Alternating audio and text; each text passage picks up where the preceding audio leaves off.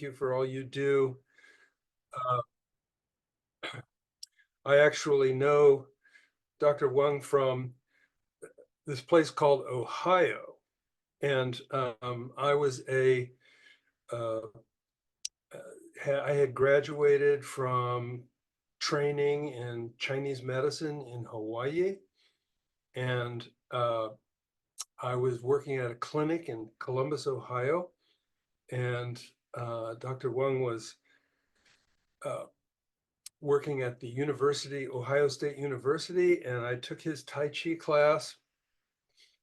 And he wanted me to get into his Shui-Jiao class so he could throw me around.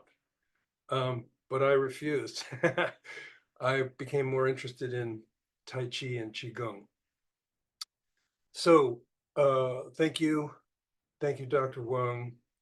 And thank you, everybody who collaborates to be able to create these events. So as a doctor of Chinese medicine, one of the things that I am happy about and sad about is that the knowledge of ancient cultures is neglected in modern times, and on average, citizens are predisposed to uh, what I would call conventional medicine, or what even some people might call the medical industrial complex. And uh, yeah, I'm kind of mad about it, really.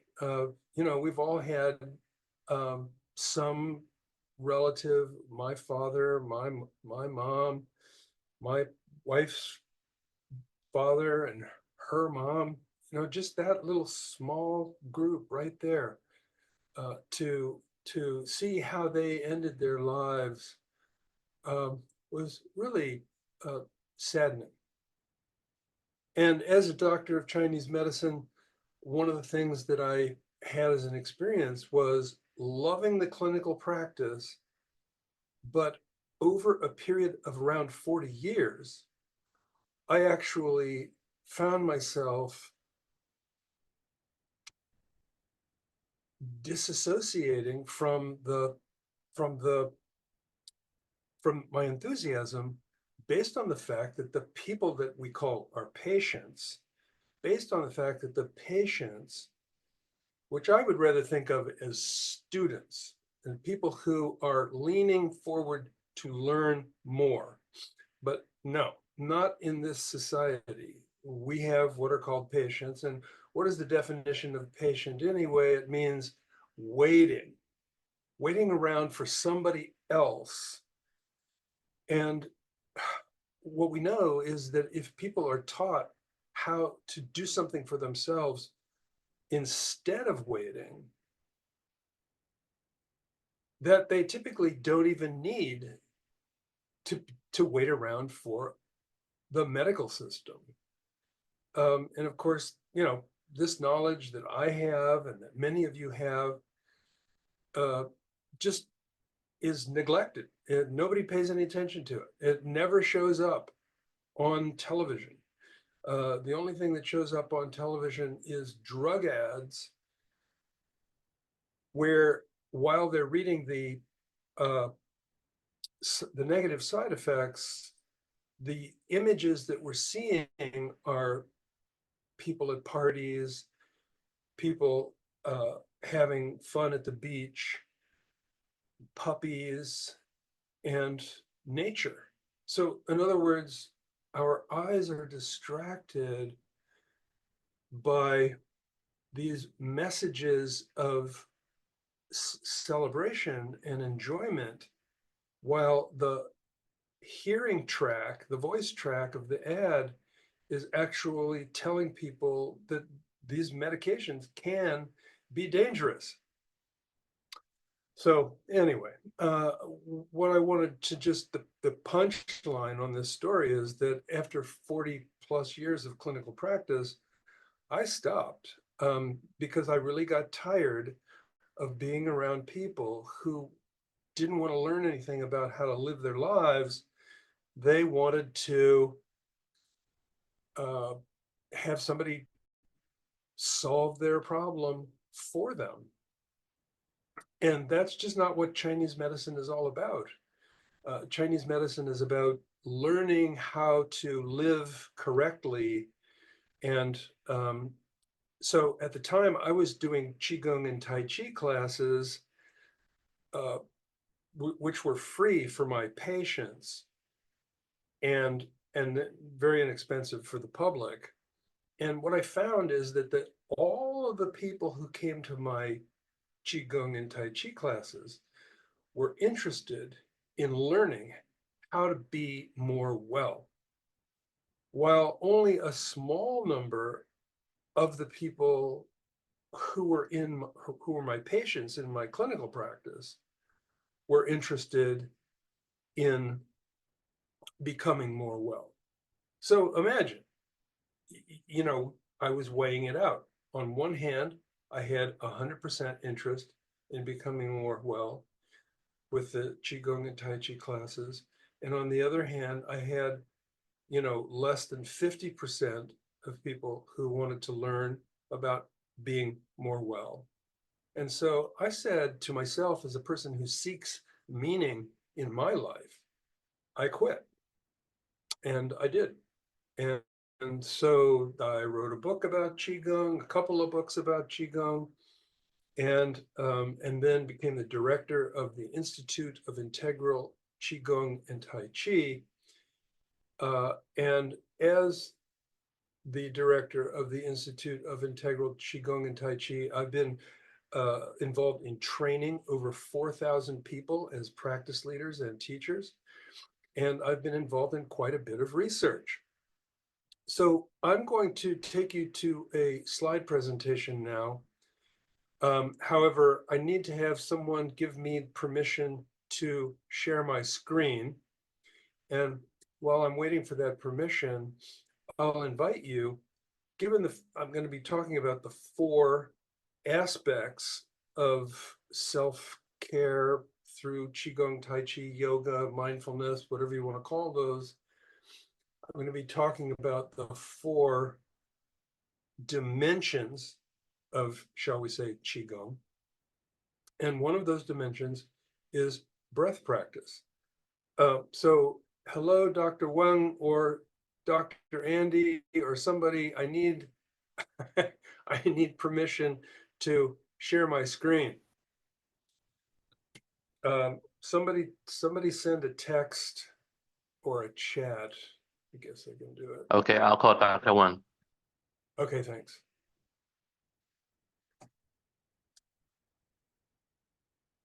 So while we're waiting, let's just take a deep breath.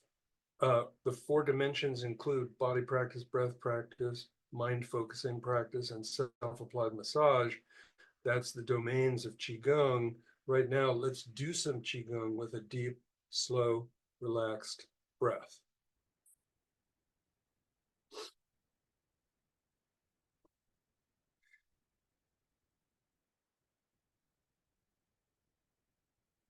Let's do this. I'm going to ring this gong, and let's go ahead and we'll do a quick little meditation and see if we can get things arranged so that I can share my slides with you. So 3 gongs, 1 to adjust the body, 1 to adjust the breath, and then the 3rd one to adjust the mind. The 3 classic 3 treasures of Qigong.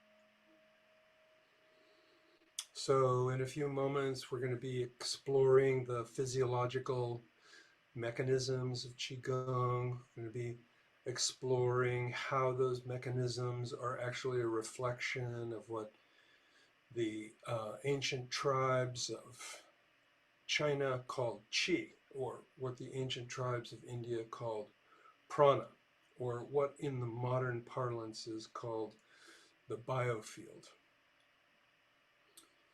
Now think to yourself, if it was as easy as adjusting my posture, deepening my breath, and bringing my mind to present moment focus, if it was as easy as lengthening my spine, deepening my breath, and bringing my mind into the present moment,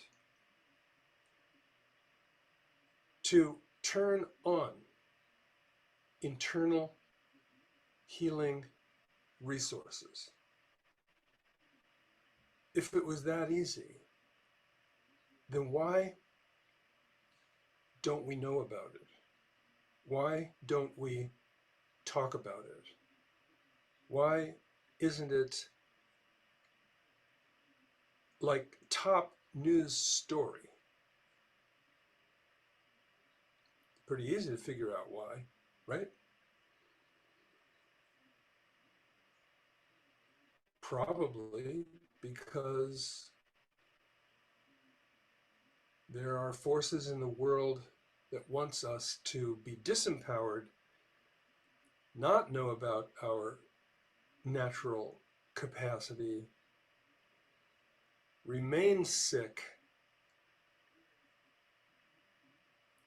and be a customer for drugs and surgery and hospital rooms.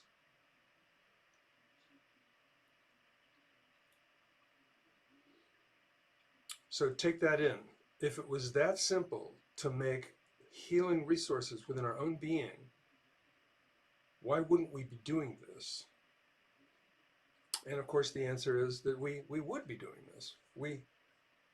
We would be sharing this with the people that we know. We would make it into a big deal. I just checked back on my capacity to share my slides. And so I'm still not able to do that. So I'm going to scoot back and stay in my chair. I'm going to adjust my camera just a little bit. And, you know, maybe you've just had too many slide presentations today. So let's do some practice. There are 3 treasures and 4 dimensions. The 3 treasures are the yang of the sky, the yin of the earth, and what is between earth and sky? It's our self. When earth and sky merge, it's called Tai Chi. Tai Chi is a Chinese word or concept that means the interaction of earth and sky, like in that image right there, the blue water rising and the red sunshine descending and merging in Tai Chi. So let's just do a little merging in Tai Chi. Think to yourself, I am Tai Chi.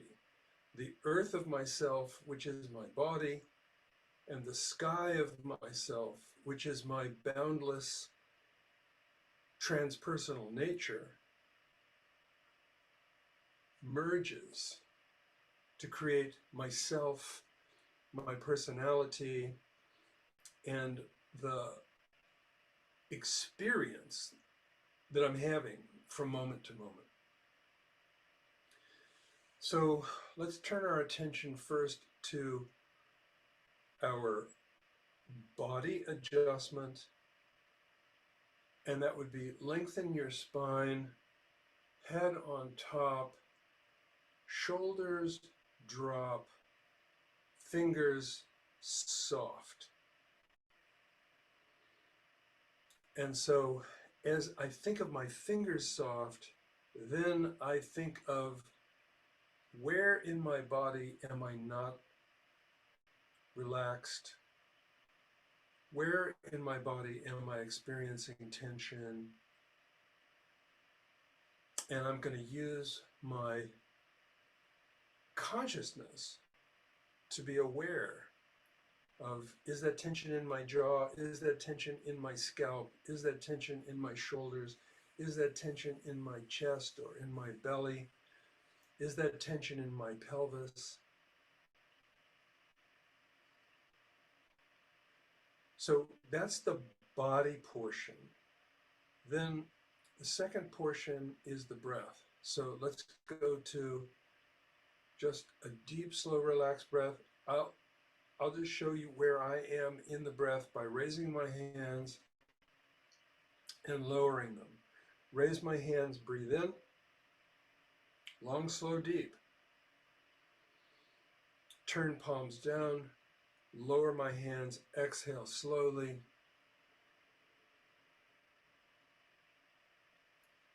Now, if we do this even just two more times, you will very likely have a feeling. So let's do it again. Long, slow, deep breath.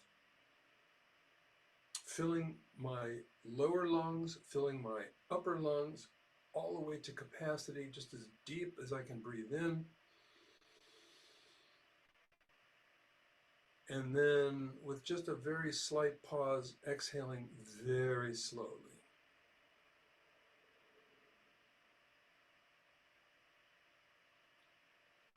Now, if you're already a Qigong or a Tai Chi practitioner, or a meditation person, or a yoga person, you're probably already feeling some kind of a subtle change within your body. Let's take one more deep breath in and out. Exhale slowly, very slow, long, slow breath in. Pause briefly. Exhale. Now, so slow, so very slow that it's almost as slow as you can go.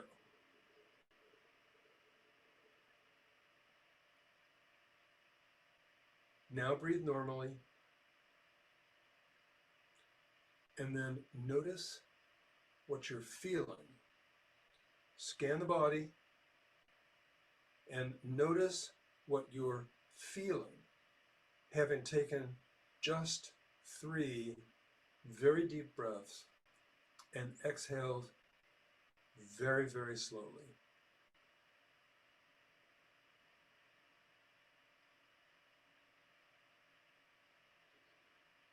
So we adjusted the body, we adjusted the breath. Now let us adjust the mind and consciousness. And so in one hand, imagine your entire past history. And in the other hand, imagine your potential future history. And what we want to do is bring our sense of consciousness into the present. Therefore, I'm going to bring my hands together like this. But think, my past is over here. It doesn't matter which side. Put the past in either side. Put the future in either side. Imagine the past over here. As you bring your hand up, it's like the past is pouring out. It's pouring out. And the future is pouring out. Pouring out. And so you end up in presence. So here we go. And I'm going to say a phrase and see if you can maybe even remember this phrase. It goes like this. Now, already announcing the present, on purpose with intent. In other words, purpose and intention are consciousness. I bring my attention, that's consciousness again. So purpose, intent, and attention are all consciousness. Now, with purpose and intent, I bring my attention to presence, or to the present, for the duration of this practice. And then allow your hands to come drifting into your lap. And so let's just review just nice, easy, internal focus. Lengthen your spine, head on top, shoulders drop, fingers soft, deep, slow, relaxed breath in. Exhale very slowly. Place the past and the future in my right and left hand. Bring my right and left hand together. Now, on purpose, with intent, I bring my attention to the present moment in this practice. And then you can even say to yourself, it is also my intention to bring the capacity to be present in focus to the rest of my life. Like, you know how you pay attention when you're, typically, when you're driving. You know how you pay attention when you're texting. So now let's pay attention to the present. And, you know, admittedly, it's not as easy as we would like for it to be, but it is something worthy of cultivation.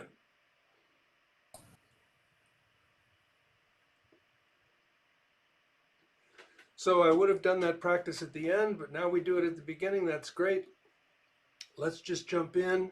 I'm going to, go along pretty quickly, just to assure that you get the message. This presentation is being recorded, and so if there's something that you wish I would have explained more thoroughly and you want to come back to, you'll be able to do that by checking out the slides, the video.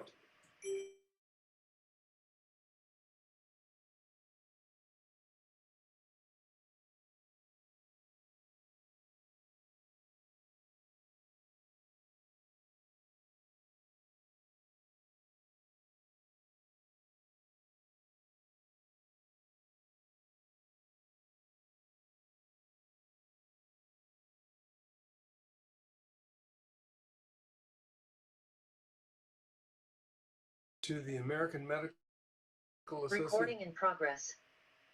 The American Medical Association, the American Hospital Association, the Veterans Administration, the Mayo Clinic, and many more. So, these are pretty mainstream organizations. Interestingly, Qigong and Tai Chi can be applied at a lot of different levels, and the bottom level with this diagram shows like how many people are involved. Well, the bottom is the most people, and they're doing Qigong for recreation. The second level, which is people who continue and refine, are doing the practice to improve performance. The next layer up is people who actually get it, that there's something here happening, and you've seen some research already, and I'll show you some more research on how Qigong and Tai Chi are positive for maximizing functional capacity. And then when we get into longevity, we get to ask the question, what's the difference between healthy longevity and just living a long time? And that's why there's a word that's being used now called health span. So not just lifespan, but health span. And then finally, at the very, very top, not that many people who ever get involved in Tai Chi and Qigong get to this level, but it is in fact the most profound level of Qigong and Tai Chi, and that is to become aware of the eternal wisdom of the ancients and masters and gurus and wizards and uh, immortality experts and so forth. So there's a lot here just for pure enjoyment, all the way up to healthy longevity and even into the concept of super conscious states or transcendental states, or even what the Chinese call immortality. So these are the keys. The three treasures are the earth below, the sky above, and our self in between. Three treasures. The four dimensions of Qigong and Tai Chi: body practice, breath practice, mind focusing practice, and massage practice.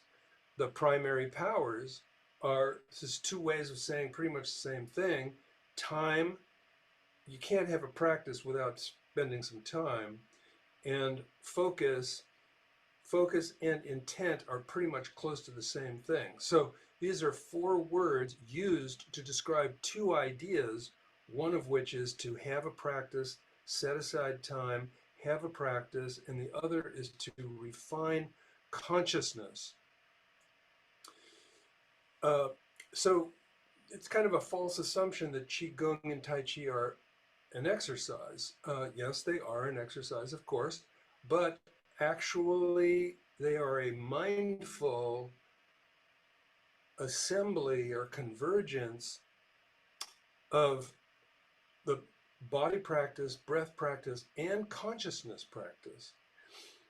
And here's an interesting just factoid that I learned at one point, is that there are scholars in China say that there are 10,000 approaches to Qigong. And so anytime we look at any version of Qigong, we're just looking at a tiny little piece of 10,000 different practices. I met a doctor once from Korea who said that there are 35,000 different practices. And notice that the bottom line is focus and time. In other words, to set aside time, even if it's 1 minute, like use your phone, put on the timer or the stopwatch, and take one deep breath and just see how long it takes. Probably going to take about 20 seconds if you really slow it down.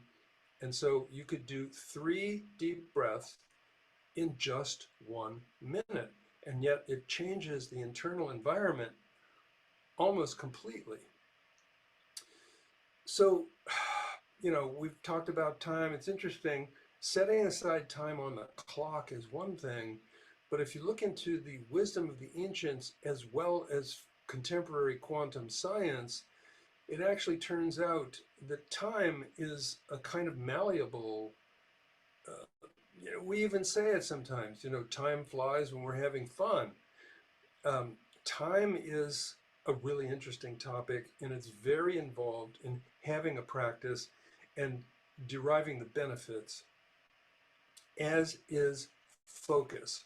And notice in that image in the lower right corner there, where when we are in the lower portions of the brain, we're actually in reactivity, usually kind of stress responses and so forth.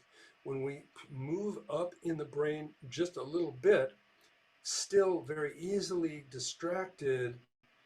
And when we move our attention into the cortex, the frontal portion of the brain, what happens is that we are actually in the process of being able to make purposeful changes and assign our consciousness. Like right now, if I say pink elephant, you can use your consciousness to see a pink elephant. If I say tall pine tree, you can use your consciousness to see a tall pine tree. The point is that we're allowed and we have the capacity to focus our consciousness, and Qigong and Tai Chi provide a way to cultivate more efficiency in that realm. So, a couple of things that most audiences ask: are Qigong and Tai Chi safe by science? Yes, there's an immense research base. I'll show you a little of that science. Is it effective according to science? Yes, it is. It's been found to be safe and effective. Is it trusted by institutions? And do those trusted institutions um, promote Tai Chi and Qigong? Yes, they do. So go to the Mayo Clinic, go to the Veterans Administration, go to the National Council on Aging, go to the YMCA, go to their websites and put in the word Tai Chi as a search, and you'll find that all these organizations are aware of the benefits of Tai Chi. But then, wait a minute, these benefits that we talk about in physiological terms, the ancient tribes of Asia talk about something called energy, whether you want to say chi or prana. And it, I've been involved in this, like my first uh, time of being interested in these things was in 1963 and 1964, when I learned how to meditate and took some yoga classes and eventually found Tai Chi. And wow, what an amazing realm of investigation. Mysterious language of Chi and prana, and going even a little bit deeper into the concept of consciousness and our ability to be able to cultivate the capacity to manage consciousness on purpose by using body and breath practice. And once you learn how to do a little qigong or a little yoga, you can do that for the rest of your life for no additional cost.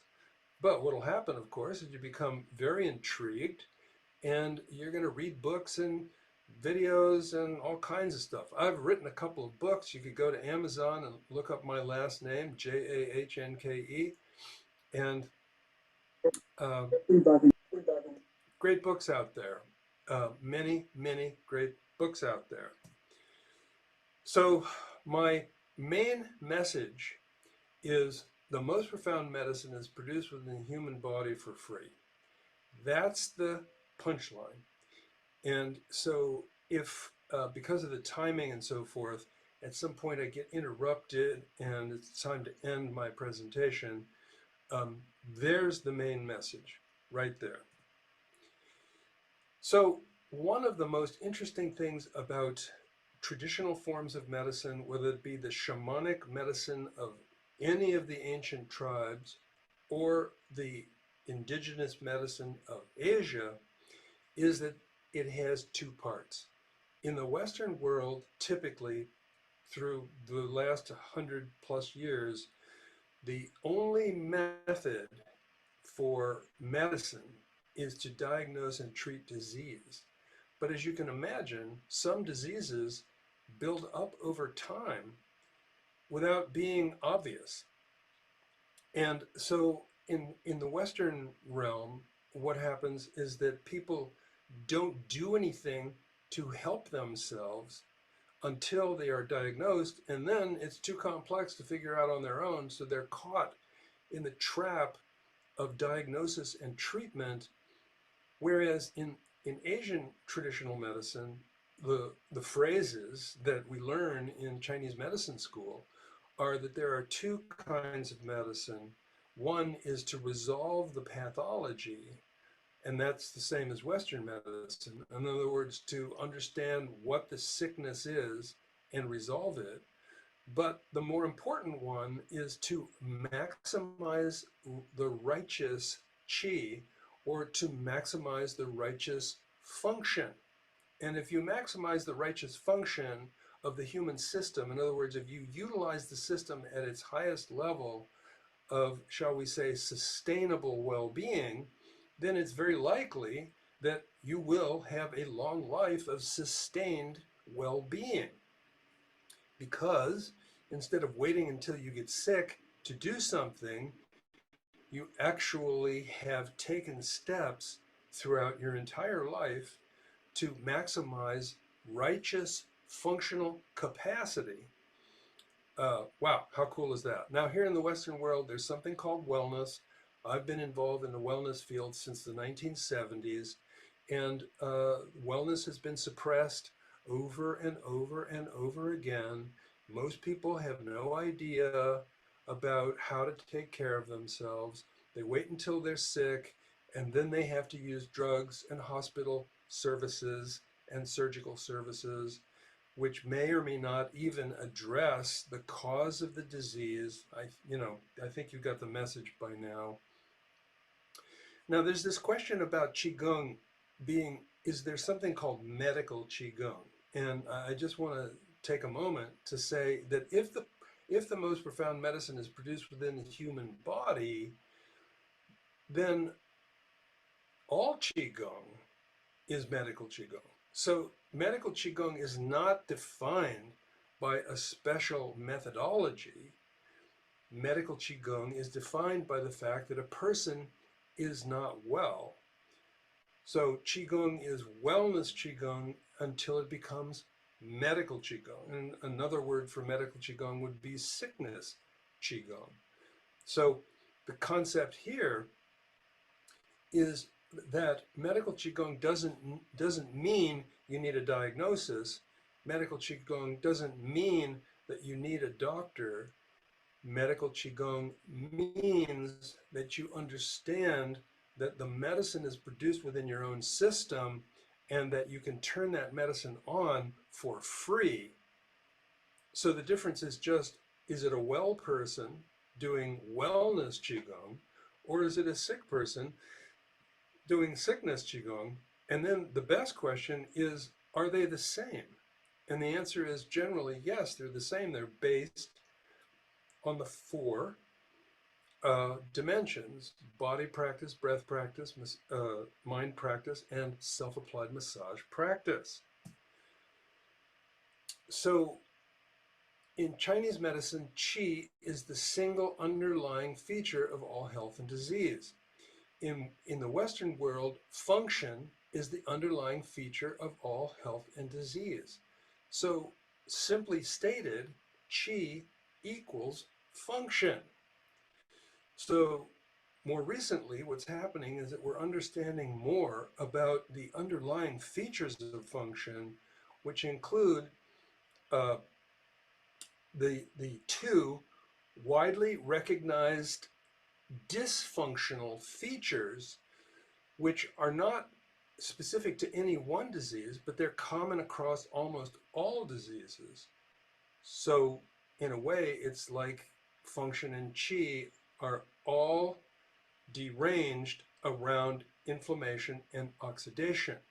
So if we do the practice and we live the lifestyle, which includes like the nutrition and the sleep and the positive relationships and connection to nature and everything about Qigong, Tai Chi, meditation, breath practice, all of that, we are definitively reducing inflammation and oxidation.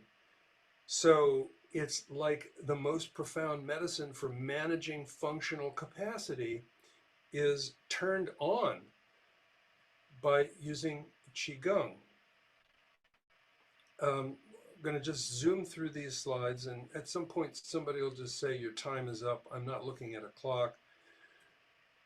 You probably recognize what we've been talking about so far, that the Tai Chi symbol is right there in the middle. Notice that on the left, the Tai Chi symbol is associated with life on earth. What is between heaven and earth? Well, living things. And what is between the spirit and the body? Consciousness. Pretty cool. Same with, if we look at it this way, the spirit is associated with the yang, the body associated with the yin, And the mind is associated with the Tai Chi, where our transcendental nature and our physical nature merge to create what we call our self. Uh, these three treasures then take on meaning when we talk about body, breath, and mind. And in all cases, it's modification. So turn my attention to, do it now. Turn your attention to your body. Maximize change. Notice your posture and change it. Now turn your attention to your breath. Observe your breath and then change the pattern of your breath. What about the mind? Notice that you're paying attention to me. Okay, now stop paying attention to me and just pay attention. We'll take one deep breath and then we'll get back to it. Be quiet. Can you focus the mind on basically whatever's happening in the present? Deep, slow, relaxed breath.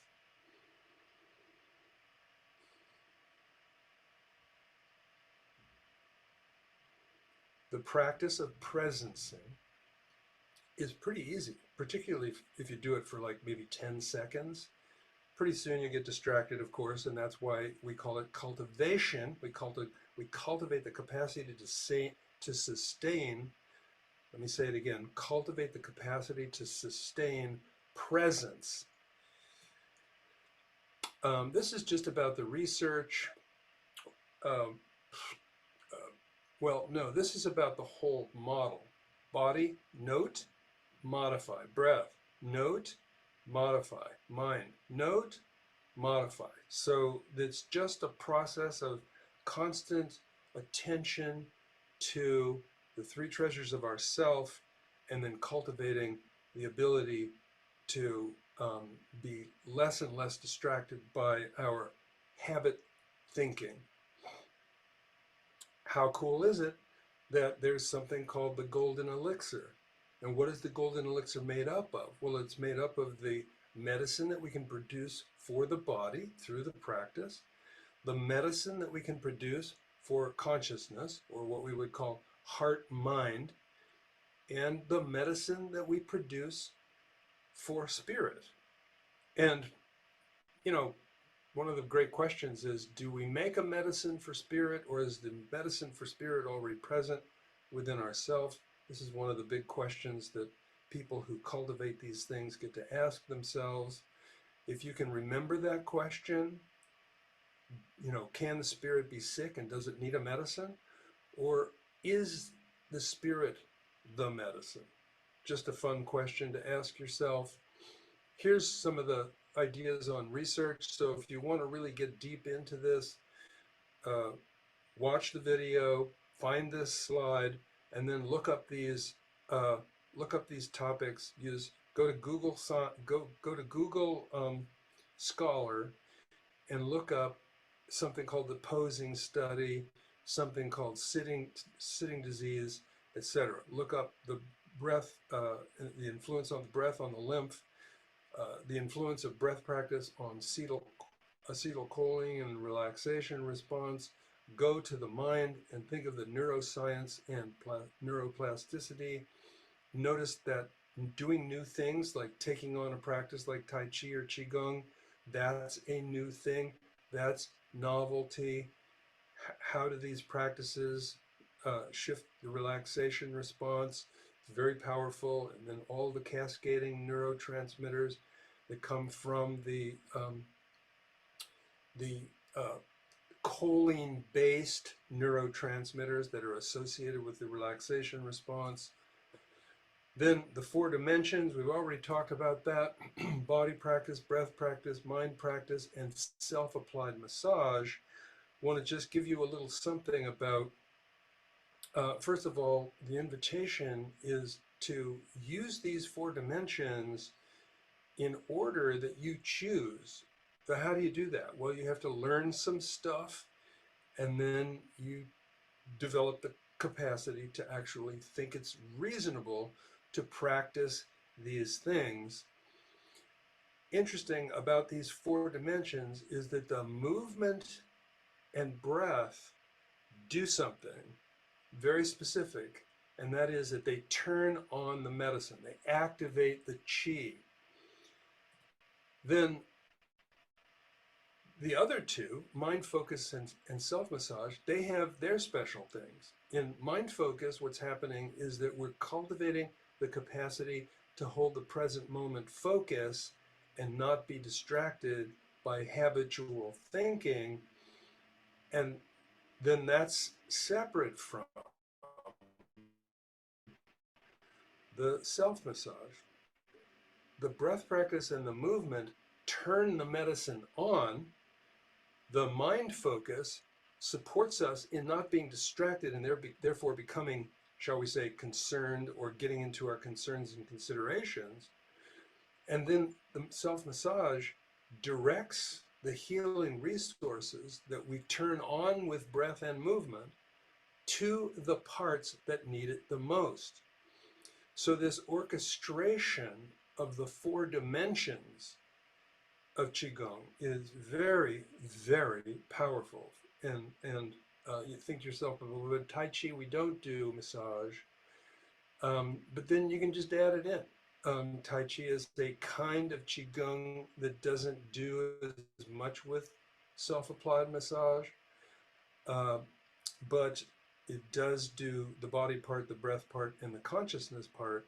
And as a practitioner over time, meaning a person who does these practices over time, you will learn how to weave them, the four, body, breath, mind, and massage. You will learn how to weave them to create a practice session for yourself. The ultimate elixir is already present within our own being as an invisible resource, Qi. The Qi is already there. So what do we need to do? We don't need to necessarily get some. We need to understand that it's already present and then do what we can do through practice to unencumber the Qi. Remember, Qi is function. So what would happen if we unencumber function? If we disencumber function, it means to release the potential of our functional self. So the key here isn't so much how do I get some Qi, it's more how do I cultivate, manage, and maximize Qi. So here comes some science just from some of the research that I participated in and published. This one is from the American Journal of Health Promotion. It was one of the first reviews of the literature on the health benefits of Qigong and Tai Chi done, now more than 10 years ago. It was basically a watershed research project. And the only thing that we did was just look at all the research that existed so far and then shrink that to the randomized controlled trials that were credible. And notice that the longest line here has to do with neuropsychological, meaning anxiety, depression, Parkinson's disease, and so forth. The second longest line is falls prevention. But then when we go to the largest danger for death among our populations, it's cardiopulmonary. So there's a lot of research here that in the year 2010, between about 1990 and 2010, the cardiopulmonary effects were in randomized controlled trials were perceived as safe and effective in, I think it was 19 studies. So a lot was going on then. But check this out. In the 20 years that we did for this study, the average was 3 studies per year. Then look at the distance, and that was 20 years. Now look at 5 years after 2010. It was an average of 30 studies a year. So in other words, money is pouring in, interest is pouring in. So if you're thinking about practicing Qigong and Tai Chi, know that there's a lot of money being poured into proving the fact that it's a good idea. If you're thinking about being a Qigong and Tai Chi teacher, then you can tell that this is going to be a very powerful profession to be associated with. Another study that we did had 400 subjects. We did something, very simple version of Tai Chi. One of the most interesting things about it, besides the fact that 89% of the people said they liked the practice and they would do it again. Sorry, that 89% liked it, but 91% said they would repeat it. So in other words, 2% of 400 people actually decided that they would do it again, even though they didn't like it. So I thought that was a really interesting finding. People may find that they don't like to do some kind of a practice, it's distracting, it takes time, but that they would do it again because they realize that there's something relevant and powerful happening when they do those things, when they have such a practice. So now here's the physiological mechanisms that have been showing up in all kinds of research that are associated with practices like Qigong, Tai Chi, and yoga, and some of the other very, right now it's called mindful movement. Mindful movement. So acceleration of oxygen and nutrition to the cells, acceleration of the discharge of lymph. Lymph carries the spent metabolic byproducts out of the body.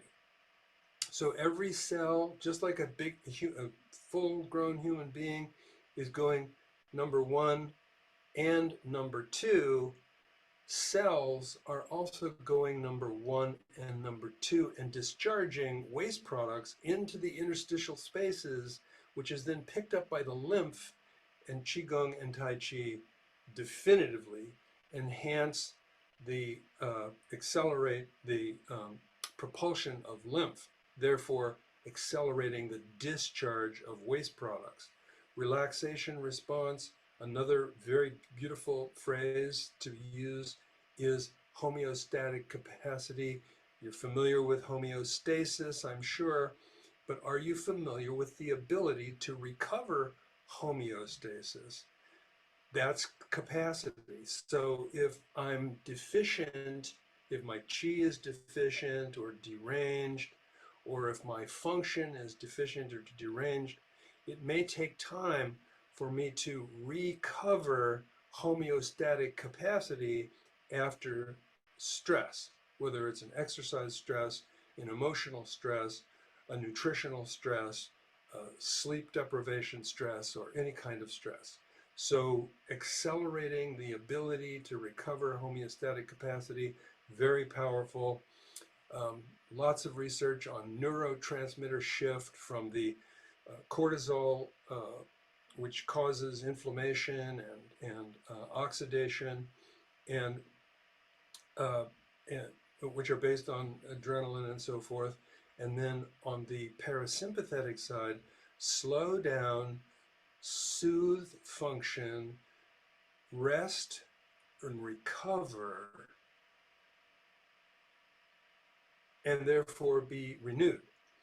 Immune function, every kind of cool thing about the immune system. We know that stress shuts the immune system down, that relaxation turns the immune system on.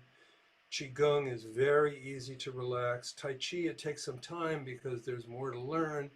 So Tai Chi is a kind of stress, but a good stress. And there's even a word for good stress. It's called hormesis. hormetic stress is a slight stress that expands the capacity of the system to be responsive.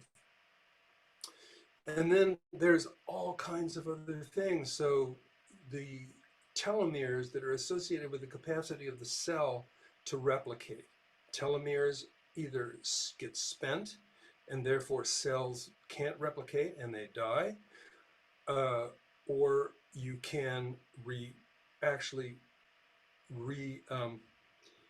restore telomere function. Look it up. In fact, just use the words telomeres and Tai Chi, or telomeres and Qigong, and you'll get a comeback of research that demonstrates that the practice Dr. of Junkie, yes, sir. Botan. Okay, we'll just stop there, and let me just stop sharing if I possibly can. There it is.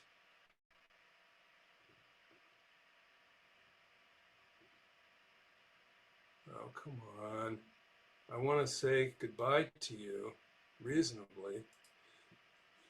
My system is not going to support me, so I'm just going to say thank you, Dr. Weng. Thank you, everybody. Appreciating your interest. If you want to send me an email, I'll send you these slides. And I wish you well.